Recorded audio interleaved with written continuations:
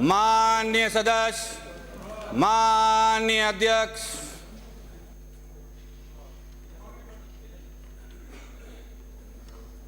नमस्कार। राम राम राम राम राम राम। वंदे मातरम, वंदे मातरम, सुजलाम सुफलाम मलयज शीतलाम शस्य श्यामलाम मातरम, वंदे मातरम। शुभ्रज्योत्स्ना पुलकितयामिनीं फुल्लकुसुमितद्रुमदलशोभिनीं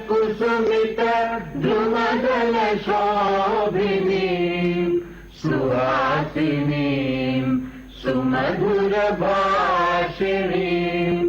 सुखदां वरदां मातरं, वन्दे मातरम्, वन्दे मातरम्।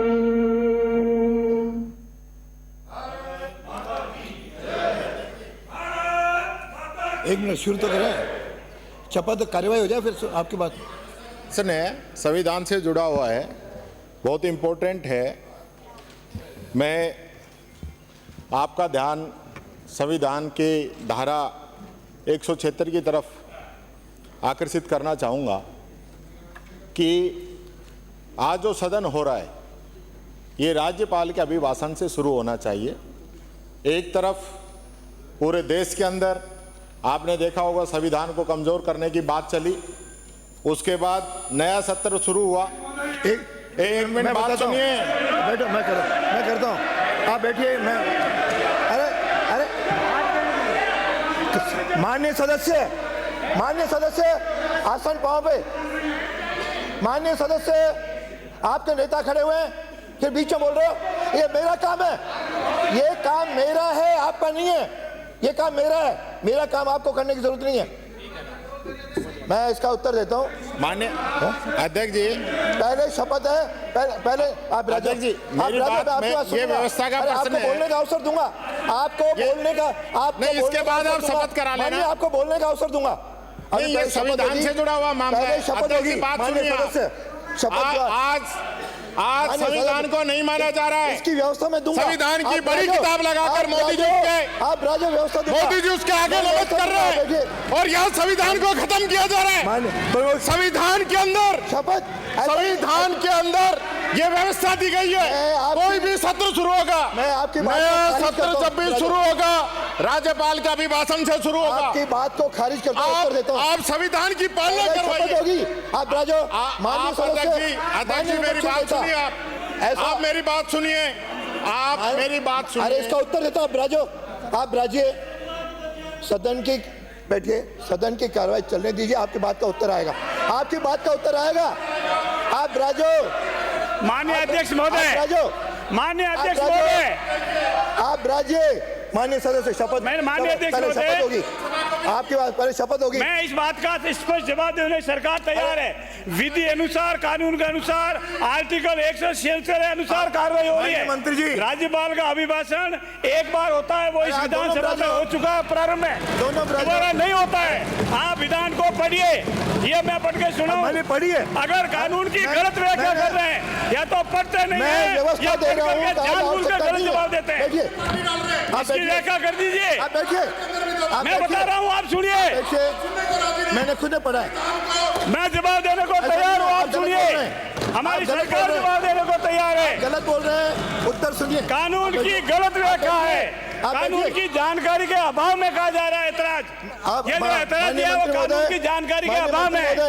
आप भी बैठिए, दोनों बैठिए। माननीय सदस्य के द्वारा वैसे ही व्यवस्था मैं आपके शपथ के बाद देता हूँ। पहले शपथ होगी। आज तक कभी हुआ है? अरे आप बैठिए, आप कहाँ से खड़े हो गए? अरे आप तो बीमार हो, आप कहाँ से खड़े हो गए? आप बैठो, आप आ जाओ शपथ लेने। अरे शपथ आए क्या? वो सदस्य आए क्या? श्री जयकृष्ण जी पटेल, श्री जयकृष्ण जी पटेल, श्री जयकृष्ण जी पटेल।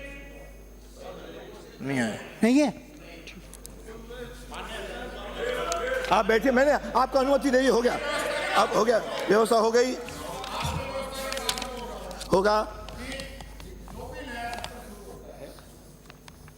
संविधान के अंदर 176 के अंदर ये कहा गया है कि जब भी नया सत्र शुरू होगा तो वो राज्यपाल के अभिभाषण से शुरू होगा। दूसरा ये कहा गया आप है चुप रहिए। कि नवनिर्वाचित नई विधानसभा जब भी आएगी उसका प्रथम सत्र जो है राज्यपाल के अभिभाषण से शुरू होगा।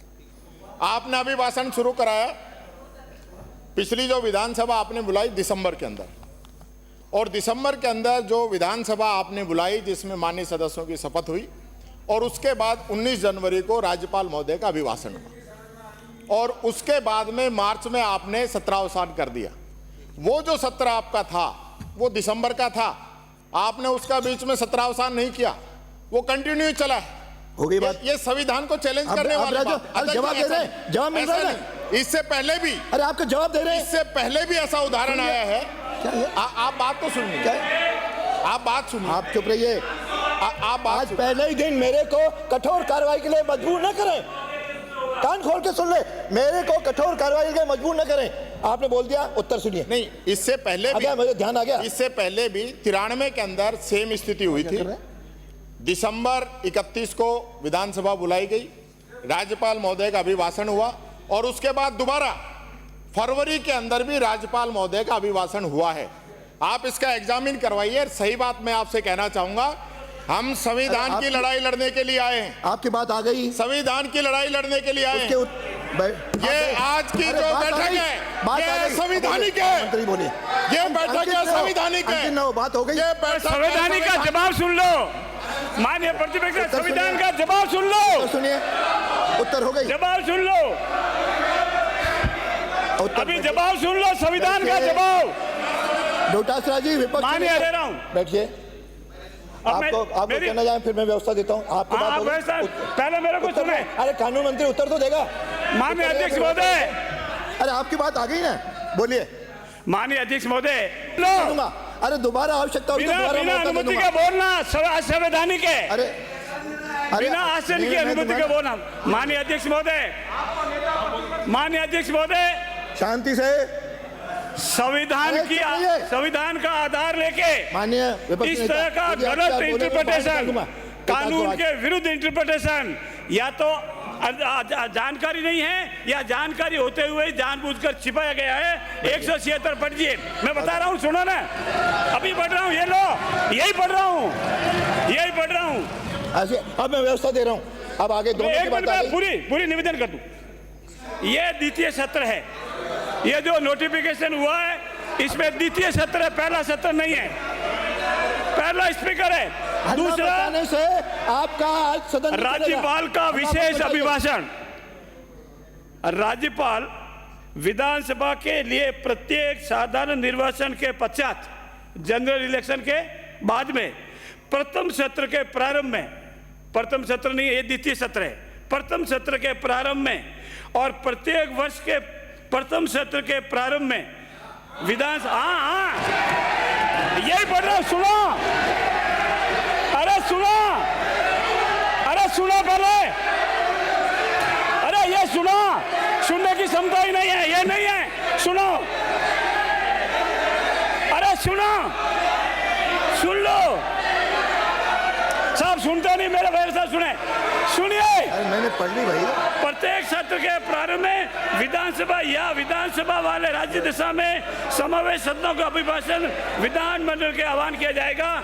एक ही बार होगा, राज्यपाल का अभिभाषण एक बार होगा, वो हो गया है, दूसरी बार नहीं होता है, वो सत्र गिन लिया है। कानून की जानकारी नहीं है या कानून पढ़ा नहीं है या पढ़ने के बावजूद गलत इंटरप्रिटेशन है। एक ही बार होगा। ये जो वर्ड है, the commencement of the first session after each general election to the legislative assembly, and not or, and at the commencement of the first session है, ये फर्स्ट सेशन में होगा, सेकंड सेशन में नहीं होगा, इट इज सेकंड सेशन है। अब मुझे व्यवस्था देने दीजिए।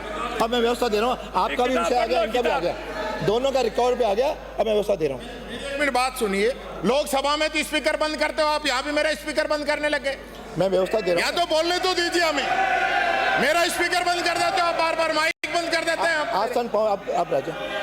माननीय सदस्यों, विपक्षी नेता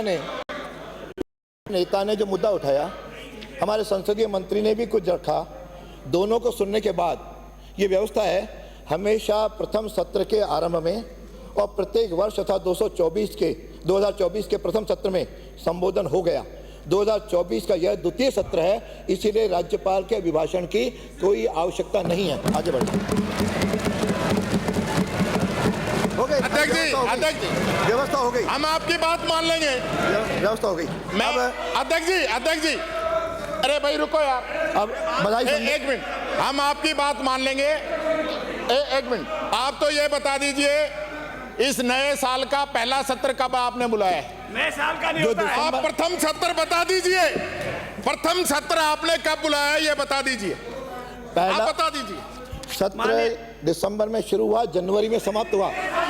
नए साल में साल नहीं होता है, दिसंबर का कैसे कोई साल गिना जाएगा। अध्यक्ष जी, ये भी जो वर्ड है एंड नॉट और, अब आपका इंटरप्रिटेशन गलत है। ये कंटिन्यू सेशन है भैया, इसलिए एक बार हो गया है, दोबारा नहीं होगा। अध्यक्ष जी, व्यवस्था बात सुनिए, बात सुनिए।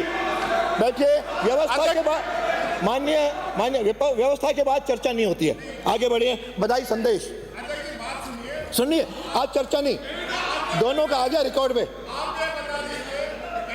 वो उसका आप व्यवस्था हो गई, आप कुछ नहीं। बधाई संदेश देखिए, राजस्थान विधानसभा के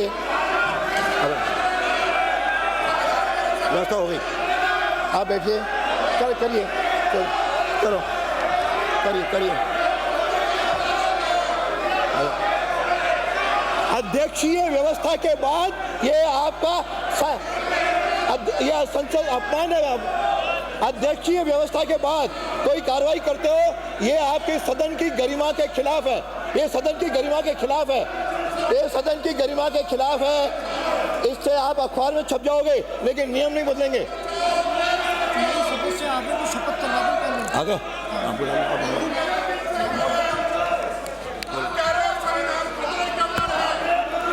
आपसे श्री जयकिशन जी पटेल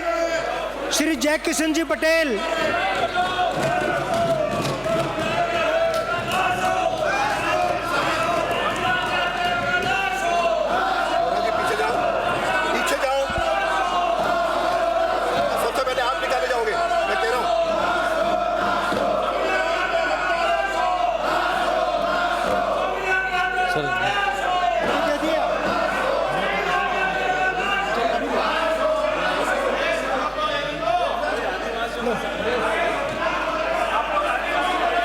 गुरु गोविंद को नमन, मामा बालेश्वर दयाल को नमन और मानगढ़ के शहीदों को नमन। मैं जय कृष्ण जो विधानसभा का सदस्य निर्वाचित हुआ हूं, प्रकृति पूर्वज की शपथ लेता हूं कि मैं विधि द्वारा स्थापित भारत के संविधान के प्रति सच्ची श्रद्धा निष्ठा रखूंगा। मैं भारत की प्रभुता, अखंडता अक्षुण्ण रखूंगा। जिस पद को मैं ग्रहण करने वाला हूं, उसके कर्तव्यों का श्रद्धापूर्वक निर्वहन करूंगा। जय जोहार, जय आदिवासी, जय संविधान, जोहार सलाम, आप सबकी जय, जय लोकतंत्र। अपने सीटों में जाइए, अपने सीटों में बैठिए, अपने में सीटों में बैठिए। ये आपको शोभा नहीं देता, ये आपको शोभा नहीं देता।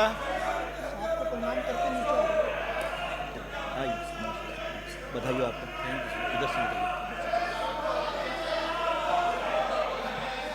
हो गया, अरे हो गया।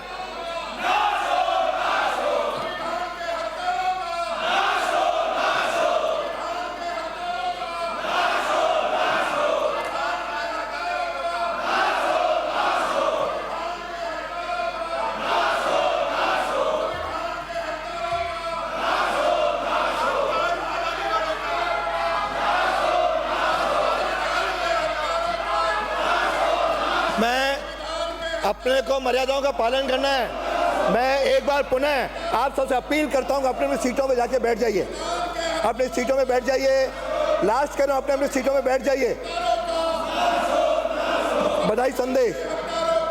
राजस्थान विधानसभा के 3 बार सदस्य रहे श्री ओम बिरला के लोकसभा अध्यक्ष गरिमामय पद पर लगातार दूसरी बार आसीन होने पर यह सदन गौरव एवं प्रसन्नता का अनुभव कर रहा है एवं इससे राजस्थान प्रदेश वासियों का मान और गौरव बढ़ा है। श्री बिरला का राजस्थान विधानसभा और लोकसभा के 2 दशकों से अधिक संसदीय अनुभव रहा है। श्री बिरला की कड़ी मेहनत, उत्साह और सकारात्मक सोच के चलते आप लोकसभा के अध्यक्ष पर आसीन हुए हैं। सर्वसम्मति से आपका निर्वाचन स्वागत योग्य कदम है। 17वीं लोकसभा के सदन संचालन में आपने बेहतर भूमिका निभाई थी। इस बार भी आपके नेतृत्व में सदन के संचालन कुशलतापूर्वक चलेगा, ऐसा विश्वास है। आपके लोकसभा अध्यक्ष पर पुनः आसीन होने पर मैं राजस्थान विधानसभा के सभी सदस्यों, अधिकारियों एवं कर्मचारियों ओर से आपको हार्दिक बधाई और शुभकामनाएं प्रेषित करता हूं। अब बैठ जाइए। मैं एक बार पुनः अपील कर रहा हूं, अपने अपने सीटों पर लौट जाइए। उसका शोकाभिव्यक्ति है, अपनी सीटों पर चले जाइए। आप अपनी सीटों में जाइए। आप सभी सदस्यों के लिए सम्मान, लोग जो देवसान हुए हैं उनकी शोभाव्यक्ति होगी। आप बैठ जाइए, आप बैठ जाइए। अब शोकाव्यक्ति के बाद, अरे कल भी अवसर मिलेगा, परसों भी मिलेगा, अभी महीने भर अपन साथ हैं। कृपया अपनी सीटों में चले जाइए। अभी अवसर कई 1 महीने तक अपन साथ हैं। वह शांति। एक आज अंतर्राष्ट्रीय प्लास्टिक बैग मुक्त दिवस है।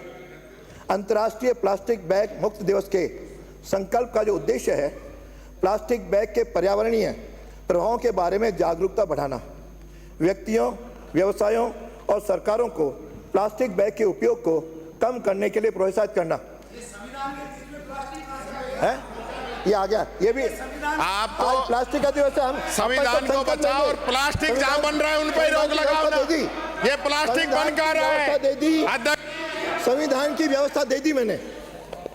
व्यक्तियों, व्यवसायों और सरकारों को प्लास्टिक बैग के उपयोग को कम करने के लिए प्रोत्साहित करना।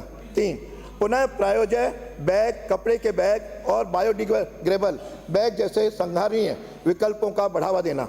दुनिया भर में प्लास्टिक बैग पर प्रतिबंध और प्रतिबंधों का समर्थन करना।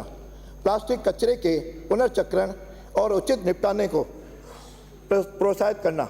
वन्य जीवों, महासागरों और पर्यावरण पर प्लास्टिक बैग के हानिकारक प्रभावों के बारे में समुदायों को शिक्षित करना। व्यक्तियों को संधारणीय विकल्प चुनने और पर्यावरण के अनुकूल आदतें अपनाने के लिए प्रेरित करना।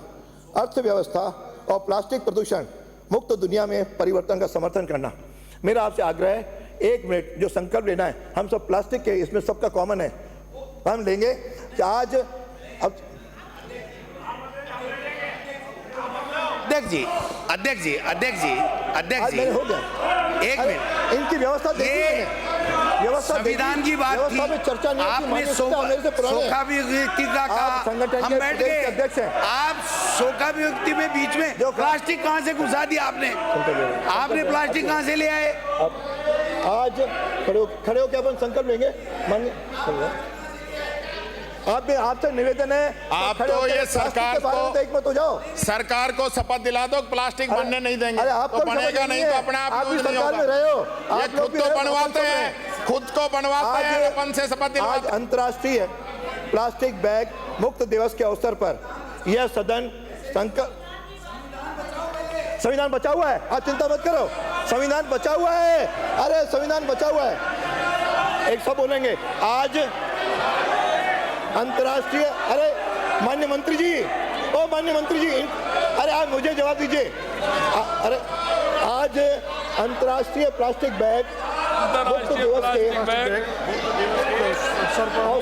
के अवसर पर यह सदन संकल्प लेता है कि प्लास्टिक बैग के स्थान पर इसके पर्यावरण अनुकूल विकल्पों कपड़े के बैग का उपयोग करेंगे एवं आम जन को इस संबंध में जागरूक करेंगे। शोकाभिव्यक्ति, अरे शोकाभिव्यक्ति है मान्य है। क्या नहीं है और क्या है हो गया भाई हाँ सदन की सदस्यों से त्याग पत्र की सूचना मुझे माननीय सदस्यों को मुझे अरे अरे अरे अरे हो गया मुझे सदन की सदस्यता से त्याग पत्र देने की सूचना मुझे माननीय सदस्यों को सूचित करना है कि 16वीं राजस्थान विधानसभा में निर्वाचन क्षेत्र बागी दोरा जिला बांसवाड़ा से निर्वाचित सदस्य श्री महेंद्र सिंह मालवीय ने स्वेच्छा से दिनांक 27 फरवरी 2024 को निर्वाचन क्षेत्र माननीय सदस्य अपील करता हूं ब्राजिए सदन की कार्रवाई और गरिमा का ध्यान रखिए।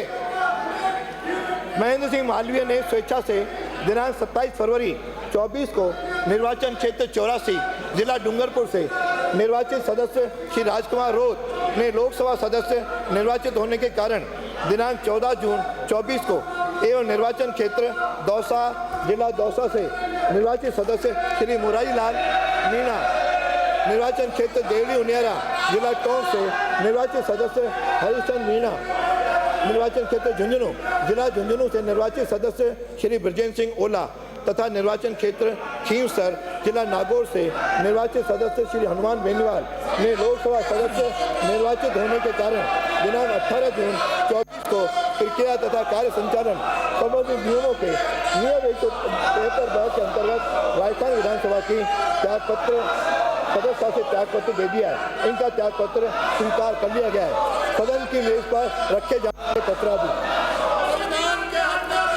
माननीय अध्यक्ष महोदय, मैं आपके अनुमति से अपील करता हूँ 16वीं राजस्थान विधानसभा के गत सत्र में पारित सब लोग देख रहे हैं राजस्थान की जनता उन विधेयकों का विवरण सदन की मेज पर रखता हूं जिन पर राज्यपाल महोदय की अनुमति प्राप्त हो चुकी है।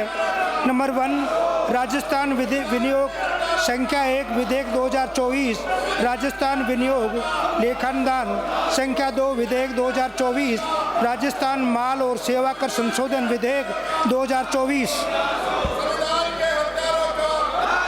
कार्य सलाहकार समिति के प्रतिवेदन का उपस्थापन एवं उस पर विचार।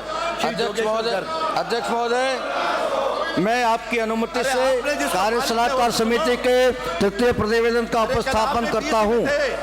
अध्यक्ष महोदय, अध्यक्ष महोदय, मैं प्रस्ताव करता हूं कि यह सदन कार्य सलाहकार समिति के तृतीय प्रतिवेदन पर अपनी सहमति प्रकट करता है। प्रश्न ये है, यह सदन कार्य सलाहकार समिति के तृतीय प्रतिवेदन पर अपनी सहमति प्रकट करता है। जो पक्ष में हो हाँ कहें, जो विपक्ष में हो ना कहें। हाँ पक्ष जीता, हाँ पक्ष जीता। सदन द्वारा प्रतिवेदन पर सहमति प्रदान की गई। शोकाभिव्यक्ति।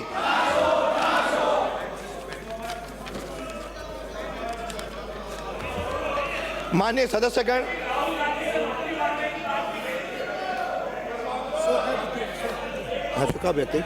शोकाभिव्यक्ति। माननीय सदस्यगण, शोकाभिव्यक्ति के इस अवसर पर मैं गत दिनों दिवंगत गुजरात के पूर्व राज्यपाल श्रीमती कमला बेनीवाल, महाराष्ट्र के पूर्व मुख्यमंत्री श्री मनोहर जोशी, इस विधानसभा के पूर्व सरकारी मुख्य सचेतक श्री महावीर प्रसाद जैन, पूर्व राज्य मंत्री श्री राधेश्याम गंगानगर, श्री चंद्रशेखर एवं श्री उमेद सिंह और इस सदन के पूर्व सदस्य श्री विवेक धाकड़, श्री प्रभुलाल करसोलिया, श्री कृष्ण गोपाल कोकटा, श्री मोटाराम, श्री रतिराम यादव तथा श्री हुक्म सिंह के प्रति संवेदना व्यक्त करते हुए यह शोक प्रस्ताव प्रस्तुत कर रहा हूं। पहला, गुजरात, त्रिपुरा एवं मिजोरम की पूर्व राज्यपाल श्रीमती कमला बेनीवाल का जन्म 12 जनवरी 1927 को झुंझुनू जिले के गौरीर ग्राम में हुआ। आपने एमए की उपाधि प्राप्त की। श्रीमती कमला बेनीवाल पहली, तीसरी, पाँचवीं, सातवीं, आठवीं, 10वीं एवं 11वीं राजस्थान विधानसभा में कांग्रेस की विधायक रहीं। आप पहली विधानसभा के लिए हुए उपचुनाव में आमेर ए निर्वाचन क्षेत्र से विधायक निर्वाचित हुई। आप 5वीं विधानसभा में दूदू निर्वाचन क्षेत्र से तथा शेष में बैराज निर्वाचन क्षेत्र से विधायक रहीं। विधानसभा के कार्यकाल के दौरान आप प्राक्कलन समिति क, पुस्तकालय समिति, नियम समिति तथा कार्य सलाहकार समिति की सदस्य रहीं। आप संसदीय परामर्शदात्री समिति की सभापति भी रहीं। कुशल प्रशासक रहीं। श्रीमती बेनीवाल राज्य सरकार में पहली एवं तीसरी विधानसभा के कार्यकाल में उपमंत्री, पांचवी विधानसभा के कार्यकाल में राज्य मंत्री तथा सातवीं व आठवीं विधानसभा में कार्यकाल में कैबिनेट मंत्री रहीं। आपको राज्य मंत्रिमंडल में शामिल होने वाले पहली महिला सदस्य होने का भी गौरव प्राप्त है। आप 11वीं विधानसभा के कार्यकाल में राजस्थान की पहली महिला उप मुख्यमंत्री भी रहीं। मंत्री के रूप में आपने गृह, चिकित्सा एवं स्वास्थ्य, कृषि एवं शिक्षा जैसे महत्वपूर्ण विभागों के साथ साथ अनेक विभागों के दायित्वों का बखूबी निर्वहन किया। अनुभवी संसदविद एवं बहुमुखी प्रतिभा की धनी श्रीमती बेनीवाल अक्टूबर 2009 से नवंबर 2009 तक त्रिपुरा एवं नवंबर 2009 से जुलाई 2014 तक गुजरात तथा जुलाई 2014 से अगस्त 2014 तक मिजोरम राज्य की राज्यपाल के पद पर भी आसीन रहीं। श्रीमती बेनीवाल अपने सार्वजनिक जीवन में अनेक समितियों एवं संस्थाओं के विभिन्न पदों पर रहीं। आप राज्य समाज कल्याण बोर्ड, राज्य सहकारी संघ तथा राष्ट्रीय सहकारिता महिला समिति की अध्यक्ष भी रहीं। कांग्रेस से संबंध रही श्रीमती बेनीवाल ने पार्टी के विभिन्न पदों के दायित्वों का कुशलतापूर्वक वहन किया। आप अखिल भारतीय कांग्रेस कमेटी की सदस्य तथा राजस्थान प्रदेश महिला कांग्रेस की अध्यक्ष भी रहीं। बाल स्वतंत्रता सेनानी रहीं श्रीमती बेनीवाल ने प्रजामंडल के जुलूसों में सक्रियता से भाग लिया। राजनीति में महिलाओं के लिए प्रेरणा के स्रोत रहीं। श्रीमती बेनीवाल ने अंतर्राष्ट्रीय स्तर पर आयोजित अनेक महिला सम्मेलनों में प्रतिनिधित्व किया। श्रीमती कमला बेनीवाल का दिनांक 15 मई 2024 को निधन हो गया। महाराष्ट्र के पूर्व मुख्यमंत्री एवं पूर्व लोकसभा अध्यक्ष श्री मनोहर जोशी का जन्म 2 दिसंबर 1937 को महाराष्ट्र के रायगढ़ जिले के नंदवी ग्राम में हुआ। आपने MA, LLB तथा PhD की उपाधियां प्राप्त की। श्री मनोहर जोशी वर्ष 1972 से 1999 तक महाराष्ट्र विधान परिषद के सदस्य रहे। आप 4 बार महाराष्ट्र विधानसभा के सदस्य भी रहे। विधानसभा के कार्यकाल के दौरान आपने 2 बार नेता प्रतिपक्ष के दायित्वों का निर्वहन किया। राजनीतिक कौशल एवं प्रशासनिक क्षमता के धनी श्री जोशी मार्च 1995 से जनवरी 1999 तक महाराष्ट्र के मुख्यमंत्री भी रहे। श्री जोशी 13वीं लोकसभा के लिए महाराष्ट्र के बम्बई उत्तर मध्य निर्वाचन क्षेत्र से सांसद चुने गए तथा केंद्रीय सरकार में भारी उद्योग एवं सार्वजनिक उद्यम मंत्रालय के मंत्री भी रहे। आप 10 मई 2002 को लोकसभा के अध्यक्ष भी निर्वाचित हुए। आपने संसदीय मर्यादाओं एवं अनुशासन को अक्षुण्ण बनाए रखने की दिशा में प्रभावी कदम उठाए तथा संसदीय सुधारों के प्रति सकारात्मक दृष्टिकोण अपनाया। आप राज्यसभा के सदस्य भी रहे। आपने सार्वजनिक जीवन में बम्बई महानगर पालिका के सदस्य तथा मेयर भी रहे। श्री जोशी मराठी भाषा, साहित्य एवं संस्कृति के प्रचारक रहे। आप अनेक सामाजिक एवं सांस्कृतिक संगठनों से संबंध रहे। आपकी स्वच्छ मुंबई, हरित मुंबई एवं स्पीकर डायरी सहित अनेक पुस्तकें प्रकाशित हुईं। श्री मनोहर जोशी का दिनांक 23 फरवरी 2024 को निधन हो गया। पूर्व सरकारी मुख्य सचेतक श्री महावीर प्रसाद जैन का जन्म 1 जनवरी 1947 को टोंक जिले के निवाई कस्बे में हुआ। आपने माध्यमिक स्तर की शिक्षा प्राप्त की। श्री महावीर प्रसाद जैन 7वीं, 9वीं, 10वीं एवं 12वीं राजस्थान विधानसभा में टोंक निर्वाचन क्षेत्र से भारतीय जनता पार्टी के विधायक रहे। विधानसभा के कार्यकाल के दौरान आप प्राक्कलन समिति ख, अधीनस्थ विधान संबंधी समिति, सामाजिक प्रयोजनों संबंधी समिति, कार्य सलाहकार समिति तथा संसदीय परामर्शदात्री समिति के सदस्य रहे।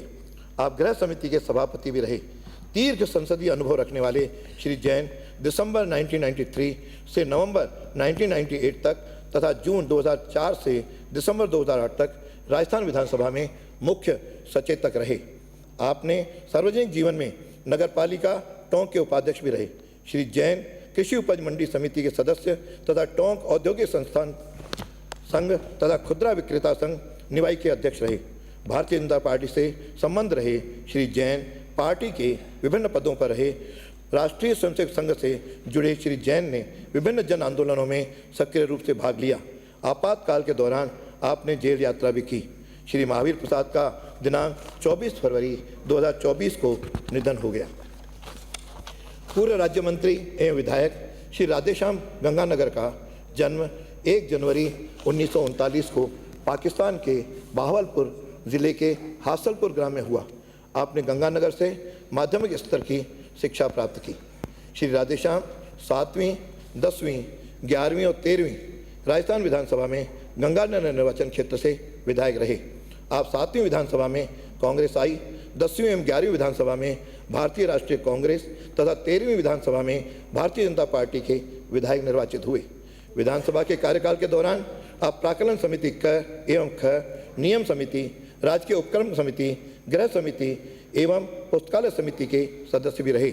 आप मई 2002 से दिसंबर 2003 तक राज्य सरकार में आयुर्वेद, संस्कृत शिक्षा, सिंचाई विभाग के राज्य मंत्री भी रहे। नगर परिषद गंगानगर के उपाध्यक्ष रहे श्री राधेश्याम जिला पंचायत परिषद श्री गंगानगर, पंचायती राज संस्थान नगर विकास न्यास एवं नगर परिषद गंगानगर के अध्यक्ष भी रहे। आप विभिन्न सलाहकार समितियों के सदस्य भी रहे। सामाजिक कार्यों में रुचि रखने वाले राधेश्याम राजस्थान पंजाबी महासभा के प्रदेश अध्यक्ष सहित विभिन्न सामाजिक संगठनों से संबंध रहे। आप Shri Ganganagar chamber of commerce के अध्यक्ष भी रहे। श्री राधेश्याम गंगानगर का दिनांक 16 फरवरी 2024 को निधन हो गया। पूर्व राज्य मंत्री श्री चंद्रशेखर का जन्म 17 मई 1946 को अलवर जिले के खदाना ग्राम में हुआ। आपने BA एवं LLB की उपाधियां प्राप्त की। श्री चंद्रशेखर 8वीं तथा 11वीं राजस्थान विधानसभा में खैरथल निर्वाचन क्षेत्र से इंडियन नेशनल कांग्रेस के विधायक रहे। विधानसभा के कार्यकाल के दौरान आप प्राक्कलन समिति क के सदस्य रहे। श्री चंद्रशेखर दिसंबर 1998 से नवंबर 2003 तक राज्य सरकार में गृह रक्षा, जेल, राजस्व, समाज कल्याण, सैनिक कल्याण विभाग सहित अनेक विभागों के राज्य मंत्री रहे। इस दौरान आपके पास कई विभागों का स्वतंत्र प्रभार भी रहा। अनुसूचित जाति के कल्याण हेतु समर्पित श्री चंद्रशेखर ने सामाजिक कुरीतियों के उन्मूलन, बालिका शिक्षा के प्रसार में भी सक्रिय योगदान दिया। आप कई सामाजिक संगठनों से संबंध रहे तथा उनके शीर्ष पदों पर कार्य किया। श्री चंद्रशेखर का दिनांक 22 जून 2024 को निधन हो गया। पूर्व राज्य मंत्री श्री उमेश सिंह का जन्म 1 जुलाई 1948 को नागौर जिले के खोजास ग्राम में हुआ। आपने हाई स्कूल डीडवाना से अपनी शिक्षा प्राप्त की। श्री उमेश सिंह 7वीं तथा 9वीं राजस्थान विधानसभा के डीडवाना निर्वाचन क्षेत्र से विधायक निर्वाचित हुए। आप 7वीं विधानसभा में जनता पार्टी तथा 9वीं विधानसभा में जनता दल के विधायक रहे। विधानसभा के कार्यकाल के दौरान आप प्राक्कलन समिति क एवं ख तथा संसदीय परामर्शदात्री समितियों से सदस्य रहे। श्री उमेश सिंह नवंबर 1990 से दिसंबर 92 तक दुग्ध विकास विभाग एवं तथा मुद्रण एवं लेखन सामग्री विभाग के राज्य मंत्री स्वतंत्र प्रभार भी रहे। इस दौरान आप सिंचित क्षेत्रीय विकास विभाग के राज्य मंत्री रहे। आप सामाजिक सरोकारों से जुड़े अनेक सामाजिक संगठनों के विभिन्न पदों पर रहे। श्री उमेश सिंह का दिनांक 12 अप्रैल 2024 को निधन हो गया। पूर्व विधायक श्री विवेक धाकड़ का जन्म 18 जनवरी 1977 को भीलवाड़ा में हुआ। आपने BA, LLB तथा MBA की उपाधियां प्राप्त की। श्री विवेक धाकड़ 14वीं विधानसभा के लिए हुए उपचुनाव में मांडलगढ़ निर्वाचन क्षेत्र से इंडियन नेशनल कांग्रेस के विधायक निर्वाचित हुए। विधानसभा के कार्यकाल के दौरान आप पर्यावरण समिति के सदस्य रहे। श्री धाकड़ अपने सार्वजनिक जीवन में 10 वर्षों तक पंचायत समिति मांडलगढ़ के सदस्य रहे। समाज सेवा में रुचि रखने वाले श्री धाकड़ समाज के विभिन्न संस्थाओं से संबंध रहे। आप यूथ कांग्रेस के अध्यक्ष भी रहे। श्री विवेक धाकड़ का दिनांक 4 अप्रैल 2024 को निधन हो गया। पूर्व विधायक श्री प्रभुलाल करसोलिया का जन्म 14 जनवरी 1942 को बूंदी जिले के करवर ग्राम में हुआ। आपने प्राथमिक स्तर तक शिक्षा प्राप्त की। श्री प्रभुलाल करसोलिया 8वीं एवं 11वीं राजस्थान विधानसभा में नैनवा निर्वाचन क्षेत्र से भारतीय जनता पार्टी के विधायक रहे। विधानसभा के कार्यकाल के दौरान आप पुस्तकालय समिति, सरकारी आश्वासनों संबंधी समिति तथा महिलाओं एवं बालकों के कल्याण संबंधी समिति के सदस्य रहे। श्री करसोलिया अपने सार्वजनिक जीवन में ग्राम पंचायत करवर के 2 बार सरपंच तथा जिला परिषद बूंदी के सदस्य रहे। आप सहकारी समिति करवर के अध्यक्ष भी रहे। समाज सेवा में रुचि रखने वाले श्री करसोलिया ने अनेक आंदोलनों में सक्रिय भूमिका निभाई तथा जेल यात्राएं भी की। आप धाकड़ समाज के अध्यक्ष भी रहे। श्री करसोलिया ने अपने क्षेत्र में सामाजिक कुरीतियों के उन्मूलन के लिए भी उल्लेखनीय कार्य किया। श्री प्रभुलाल करसोलिया का दिनांक 25 फरवरी 2024 को निधन हो गया। पूर्व विधायक श्री किशन गोपाल कोकटा का जन्म 6 नवंबर 1948 को अजमेर के विजयनगर में हुआ। आपने राजकीय सनातन धर्म महाविद्यालय ब्यावर से बीकॉम की उपाधि प्राप्त की। श्री किशन गोपाल कोकटा 9वीं एवं 10वीं राजस्थान विधानसभा में मसूदा निर्वाचन क्षेत्र से भारतीय जनता पार्टी के विधायक रहे। विधानसभा के कार्यकाल के दौरान आप सरकारी आश्वासनों संबंधी समिति, प्राकलन समिति खैर, महिलाओं एवं बालकों के कल्याण संबंधी समिति तथा राजकीय उपक्रम समिति के सदस्य रहे। आप राजस्थान आवासन मंडल के कार्यकलापों की जांच हेतु गठित समिति के सदस्य भी रहे। राष्ट्रीय स्वयंसेवक संघ के 25 वर्ष तक नगर कार्यवाह रहे श्री कोकटा ने राष्ट्र निर्माण के कार्यों में सक्रिय भूमिका निभाई। श्री कृष्ण गोपाल कोकटा का दिनांक 24 नवंबर 2023 को निधन हो गया। पूर्व विधायक श्री मोटाराम का जन्म 2 सितंबर 1956 को बाड़मेर के सिवाना कस्बे में हुआ। आपने 9वीं कक्षा तक की शिक्षा प्राप्त की। श्री मोटाराम 8वीं राजस्थान विधानसभा के सिवाना निर्वाचन क्षेत्र से कांग्रेस ई के विधायक रहे। विधानसभा के कार्यकाल के दौरान आप अनुसूचित जाति कल्याण समिति के सदस्य रहे। विधानसभा में आप अपने निर्वाचन क्षेत्र की समस्याओं के निराकरण के लिए सदैव प्रयासरत रहे। श्री मोटाराम का दिनांक 1 जून 2024 को निधन हो गया। पूर्व सदस्य श्री रतिराम यादव का जन्म 9 जुलाई 1928 को अलवर जिले के भोजावास ग्राम में हुआ। आपने बीए की उपाधियां प्राप्त की। श्री रतिराम यादव 5वीं राजस्थान विधानसभा के तिजारा निर्वाचन क्षेत्र से भारतीय कम्युनिस्ट पार्टी के विधायक निर्वाचित हुए। विधानसभा के कार्यकाल के दौरान आप जनलेखा समिति तथा प्राकलन समिति के सदस्य रहे। विधानसभा में आप अपने निर्वाचन क्षेत्र की समस्याओं के निराकरण के लिए सदैव प्रयत्नशील रहे। अध्ययन में रुचि रखने वाले श्री यादव ने शैक्षणिक जागरूकता के क्षेत्र में विशेष कार्य किया। आपने साप्ताहिक पत्र जनवाद का संपादन एवं प्रकाशन भी किया। श्री यादव अलवर जिले सहकारी संस्थान लिमिटेड के मंत्री भी रहे। श्री रतिराम यादव का दिनांक 11 फरवरी 2024 को निधन हो गया। पूर्व विधायक श्री हुकम सिंह का जन्म 14 फरवरी 1927 को जैसलमेर में हुआ। आपने मेयो कॉलेज अजमेर से बीए की उपाधि प्राप्त की। श्री हुकम सिंह दूसरी तथा तीसरी राजस्थान विधानसभा में जैसलमेर निर्वाचन क्षेत्र से विधायक रहे। दूसरी विधानसभा में आप निर्दलीय तथा तीसरी विधानसभा में कांग्रेस के विधायक निर्वाचित हुए। विधानसभा के कार्यकाल के दौरान आप विशेषाधिकार समिति तथा प्राकलन समिति के सदस्य रहे। अपने सार्वजनिक जीवन में आप जैसलमेर जिला परिषद के जिला प्रमुख रहे। सामाजिक कार्यों में रुचि रखने वाले श्री सिंह सामाजिक कुरीतियों के उन्मूलन के लिए निरंतर प्रयत्नशील रहे। श्री हुकम सिंह का दिनांक 17 मार्च 2024 को निधन हो गया। मैं सदन के सभी माननीय सदस्यों की ओर से दिवंगतों के प्रति शोक प्रकट करते हुए उनके परिवारों के प्रति गहरी संवेदना व्यक्त करता हूँ तथा दिवंगत आत्माओं को श्रद्धांजलि अर्पित करता हूँ। मैं ईश्वर से प्रार्थना करता हूँ कि दिवंगत आत्माओं को शांति प्रदान करे तथा उनके शोक संतप्त परिजनों को उनका विछोह सहन करने की शक्ति दे। दिनांक 2 जुलाई 2024 को उत्तर प्रदेश के हाथरस में एक सत्संग के दौरान भगदड़ मच गई। इस हृदय विदारक घटना में लगभग 121 जनों की मृत्यु हो गई तथा कई लोग घायल हो गए। यह सदन इस दुर्घटना में मारे गए लोगों के प्रति भी शोक प्रकट करता है। माननीय सदस्यगण, कृपया 2 मिनट मौन खड़े होकर दिवंगत आत्माओं को शांति प्रदान के लिए प्रार्थना करें।